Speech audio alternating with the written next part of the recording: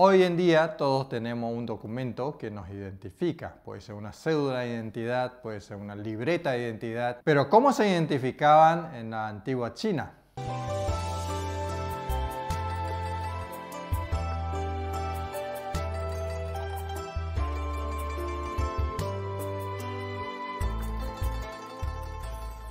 Aproximadamente 350 años antes de Cristo, en la época de Zhanguo, de reinos de guerra, en el reino de Qin había un primer ministro llamado Zhang Yang. Hizo muchos cambios en las leyes de aquel entonces. Uno de ellos muy famoso y bastante cruel, que es el 15连坐法. ¿Y eso qué quería decir?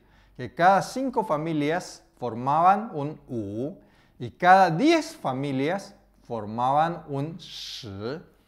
Si alguien de esa familia cometía un delito, entonces todo el resto del mismo wu o del mismo shi debían reportar a ese delincuente, a esa persona, o si no, se asumían que todas esas 5 familias o todas esas 10 familias cometieron todo el mismo delito. Pero bueno, alguno dice, al no haber internet, al no haber televisión, no haber radio, se escapaba el tipo y listo. Nadie lo podía atrapar. Si no había mucha gente, no había muchas ciudades, se iba al monte y nadie lo encontraba. No era así. En realidad, en esa época había un documento de identidad personal llamado Zhao Shen Fu. Este Zhao Shen Fu estaba hecho con bambú y tenía 4 datos: el nombre, el lugar donde nació, su profesión y un dibujo de la persona. Este dibujo está hecho por un dibujante profesional. No era tan realista como una fotografía de hoy en día, pero se notaba todas las características de esa persona. Zhao Shen Fu era muy importante para probar la identidad.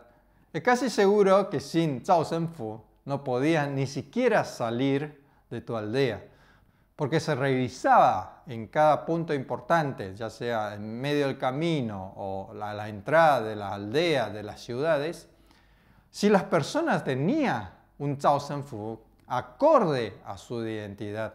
Eso era para controlar a los ladrones, a las personas nómades que había mucho en ese momento, que eran una amenaza a la estabilidad social. Y sin el Zhao Shen Fu era casi imposible poder viajar. Para entrar a cada ciudad, a cada pueblo, a cada aldea, necesitaba uno usar el Zhao Shen Fu para anotar que yo vine por acá, hacia dónde voy, y eso queda asentado en un registro oficial. Para ir a hoteles, o a veces cuando no hay hotel, se pide poder dormir en la casa de alguien, necesitaba presentar su Zhao Shen Fu y el dueño necesitaba anotar, aunque no sea hotel, yo de bueno, vos pobrecito no tenés dónde dormir, venite a mi casa, te presto una habitación para que duerma o te cobro algo, depende, para que duerma y mañana pueda continuar tu viaje. Yo, sin ser hotelero, yo necesito anotar su identidad. Entonces, día de mañana llega a pasar algo. Sí, pasó por acá, esta persona, tal día, cómo fue, qué pasó. Bueno, todo eso se anotaba en la antigüedad. Y si no se hacía eso, si llegara a pasar algo, el dueño y toda su familia iban presos, asumiéndole el mismo delito que ha cometido la persona que hospedó. Zhao Shen Fu es el documento de identidad más antiguo que tenemos registrado en China. Con el avance de tiempos, el material fue cambiando porque el bambú era muy fácil deteriorarse por el desgaste del uso o por la humedad, por ejemplo. Entonces, en la dinastía Sui y Tang se cambiaron a plata y bronce. Y la forma también surgió cambios.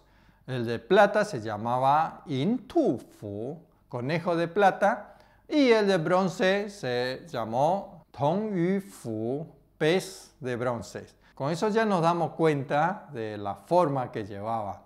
En la época de Wu Zetian, la única emperatriz de la historia de China se llamó Guifu, de la forma de tortuga. Y los funcionarios de nivel 3 para arriba se usaba Guifu de oro. Y el nombre de estos documentos de identificación ya no se llamaba Zhao Shen Fu, se llamaba Sui Shen Fu. Y tampoco lo llevaban todas las personas como lo llevaban antiguamente. Primero, que los materiales son mucho más caros para hacer estas documentaciones. Y segundo, no hacía falta que toda la gente tuviera, porque en la antigüedad la movilización de la gente, o sea, cambiar de una aldea a otra o cambiar de una ciudad a otra, en realidad es muy poco, porque no era tan fácil viajar. Pero sí se le daba a las personas que solía ser muy vagante o andante, por ejemplo, los monjes, o por ejemplo las personas chuanhu, que son las personas que llevan cosas de un lado para otro. A los monjes se le daba algo llamado tutie y a chuanhu se le daba algo llamado yaopai. Para la mayoría de las personas era mucho más fácil comprobar su identidad. Primero, por su anotación, porque se anotan cuando nace un bebé. Hay un listado en el gobierno, en la municipalidad, digamos, local, lleva un listado de las personas de ese pueblo o de esa aldea. Segundo, puedes presentar un documento, por ejemplo, el título de propiedad de tu casa, donde figura tu nombre, o de última, pides a unos vecinos que te identifiquen, que sean testigos por uno. Eso en la antigüedad era más fácil. Luego, recién después del imperio Qin, después de Bajá Imperio y haya construido la nueva China, ahí sí se volvió a generar documentación para todas las personas. Nos vemos en el próximo video.